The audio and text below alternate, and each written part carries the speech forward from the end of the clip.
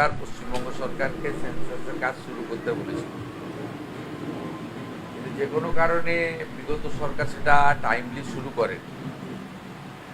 আমরা আসার পরে, দায়িত্ব নেওয়ার পরে প্রথম যে কটা গুরুত্বপূর্ণ সিদ্ধান্ত নিয়েছি তার মধ্যে এই জনগণনার কাজটাকে অগ্রাধিকার দিয়েছি, এবং ভারত সরকারের সেন্সাস অথরিটির রিপ্রেজেন্টেটিভ ওখানে আছেন। ওনাদের সেন্সাস কমিশনার, সেন্সাস ডাইরেক্টর এসেছেন, ট্রেনিং হয়েছে, ডিস্ট্রিক্ট ম্যাজিস্ট্রেটদের সঙ্গেও আমাদের হয়েছে। হওয়ার পরে আমরা ওই দিনই আপনাদের মিডিয়া ইভেন্টে আমরা দুটো প্রোগ্রাম থ্রো করেছিলাম। একটা হচ্ছে 1 তারিখ থেকে 15 তারিখ আপনার যেটা আপনার সেলফ এনুমেরেশন, স্বঘোষণা, এটা করা। তারপরে 16ই আগস্ট থেকে 14ই সেপ্টেম্বর পর্যন্ত ইন্ডিভিজুয়াল যে জনগণনা, হাউস টু হাউস, এই দুটো প্রোগ্রাম আজকে লঞ্চ হলো।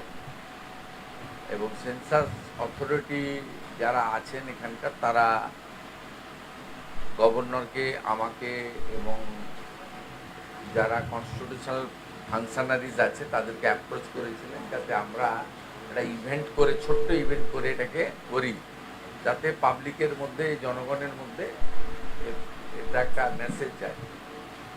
তা অনারেবল গভর্নর সাহেব সম্ভবত দিল্লিতে আছেন, ওখানে রেসিডেন্ট কমিশনার ওনাকে করাচ্ছেন। আর এখানে টেম্পোরারি সিএম হাউস যেটা হয়েছে, ওল্ড ইরিগেশন বাংলো, এখান থেকে আমি আমাদের সেন্সাস অথরিটি অফ ইন্ডিয়ার এই বেঙ্গলের যারা অফিসার আছেন তারা, এবং স্টেট গভর্নমেন্টের under the leadership of the home secretary Shrimati Sanghamitra Ghosh, এবং সাউথ 24 পরগনা, তার district magistrate, she is the census director এই জেলার, তার উপস্থিতিতে এখানে নীতিনজি আছেন, তাদের সকলের উপস্থিতিতে আমি এটা করলাম। এবারে সেন্সাসের দুটো জিনিস, একটা হচ্ছে সেলফ এনুমারেশন, আরেকটা হচ্ছে ডিজিটাল। এটা বিগত আদমশুমারিতে হয়নি, এটা 16তম আদমশুমারি।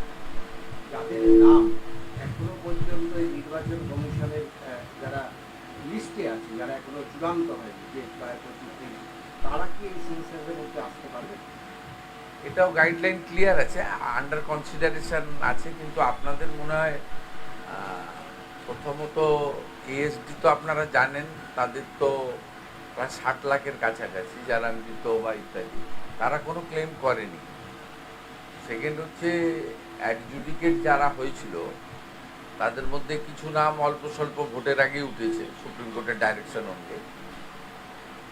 ফাইনালি যে 27 লক্ষ অ্যাডজুডিকেট ছিল তাদেরকে ট্রাইব্যুনাল করে দিয়েছিল সুপ্রিম কোর্টের নির্দেশে, হাইকোর্ট থেকে। সেই ট্রাইব্যুনালে, সোফার মাই নলেজ, একদম রেডি ডাটা আমার হাতে নেই, তো আমি যেহেতু অ্যাডমিনিস্ট্রেটিভ চিফ আমাকে সব খবর রাখতে হয়, তা 7 লক্ষ আপিল করেছে, 20 লক্ষ নট রেসপন্ডেড। তাদের ক্ষেত্রে কি ব্যাপার আছে আমি বলতে পারবো না, এটা দেখতে হবে। তারা নিজেরাই ভোটার হিসেবে দাবি করেনি, এবারে নাগরিক হিসেবে দাবি করবে কিনা সেটা তো যখন আমাদের এই সেলফ এনুমেরেশন অথবা হাউস টু হাউস যখন আমাদের লোকেরা যাবে, এটা যখন ফিরে আসবে, তখন আমরা অ্যাসেস করে বলতে পারব। এখনই এটা নিয়ে আমার মনে হয় কোনো কনক্লুশনে না আসাই ঠিক হবে। গ্রামে থাকেন, একদম সুন্দরবনের প্রান্তিক মানুষ, যারা এই সম্ভাবনা করতে পারছেন না, তাদের বাড়িতে লোক যাবে, এইটা আসলে আমাদের যাবে বিপুল সংখ্যক সরকারি কর্মচারী, আধা সরকারি কর্মচারী, ভলেন্টিয়ার, দে আর অলরেডি ট্রেন্ড, এবং তারা শপথ নিয়েছে। তারা এই কনস্টিটিউশনাল যে রেসপন্সিবিলিটি, আদমশুমারি একটা সাংবিধানিক দায়িত্বের মধ্যে পড়ে, দায়িত্ব আমি যেমন পালন করছি, একেবারে নিচে বাড়ি বাড়ি যিনি যাবেন তিনিও সেই দায়িত্ব পালন করবেন, উনি করিয়ে নিয়ে আসবেন, অসুবিধা হবে না।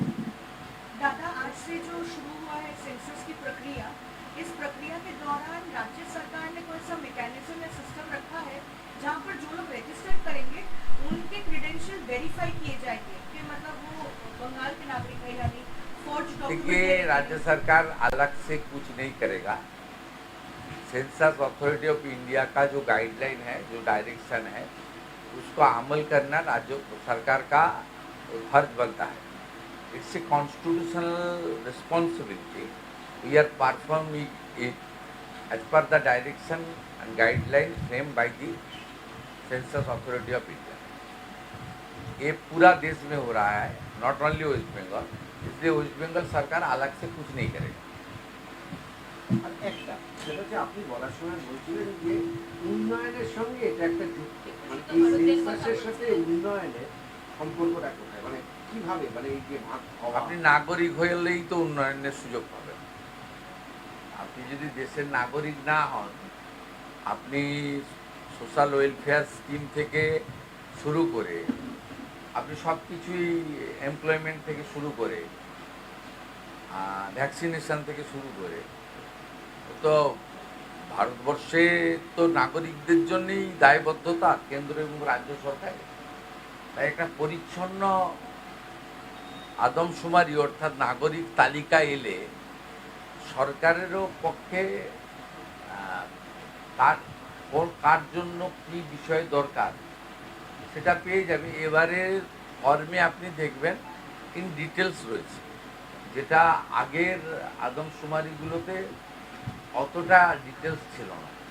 এবং ফেব্রুয়ারি মাসে ফাইনালি এই ডাটাটা এসে গেলে আমাদের এই বিভিন্ন স্কিমে যে ফর্ম ফিল আপ করাতে হচ্ছে বা বিভিন্ন জাতিগত শংসাপত্র দেওয়া বা বিভিন্ন জাতিগত যে সমস্ত বেনিফিটগুলো ভারত সরকার বা রাজ্য সরকারের আছে, সেগুলোর জন্য আলাদা করে লোককে আর লাইনে দাঁড়াতে হবে না।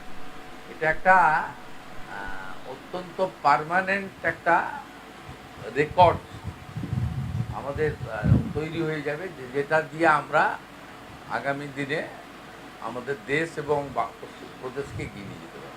পশ্চিমবঙ্গ তো অনেকগুলো দেশের সীমান্ত এলাকা এবং মালদা মুর্শিদাবাদ একাধিক জায়গায় দেখা গিয়েছে যে ম্যাপ, সেখানকার ম্যাপ পরিবর্তন হয়ে গিয়েছে। আপনি বলছিলেন যে পূর্বতন সরকার ঠিক সময় মতো শুরু করেনি, এটা কত করে?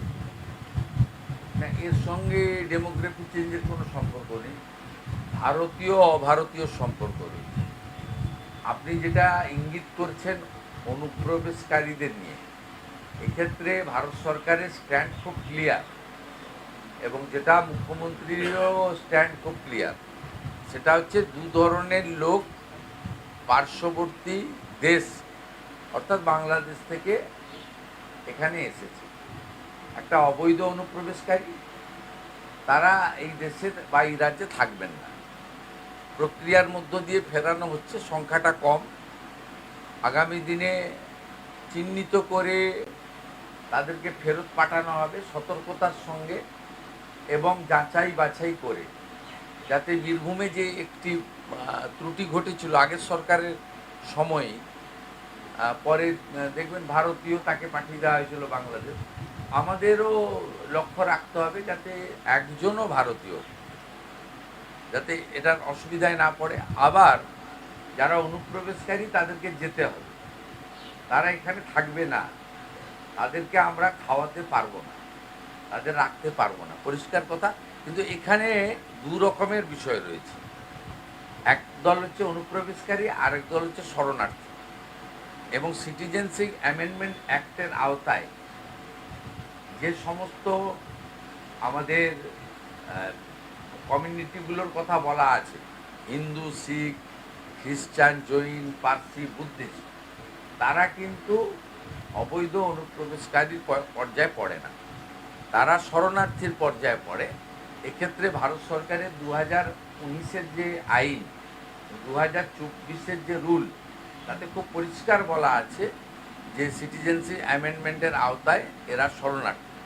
1 সেপ্টেম্বর 2025 ভারত সরকার আরেকটি নোটিফিকেশান বের করে, যাতে বলেছে 31/12/2024-এর মধ্যে যারা প্রাণের জন্য বা ধর্ম বাঁচানোর জন্য বাংলাদেশ থেকে এই দেশে এসেছে বা এই রাজ্যে এসেছে, তাদের বিরুদ্ধে কোনো মামলা হবে না, তাদেরকে পুলিশ হয়রানি করতে পারবে না। এই সংক্রান্ত আরেকটি গুরুত্বপূর্ণ উদ্যোগ বিকেল 3:30টায় কনভেনশন সেন্টারে সিএ সার্টিফিকেট প্রদান অনুষ্ঠানে আপনারা দেখতে পাবেন। Thank you. Thank you.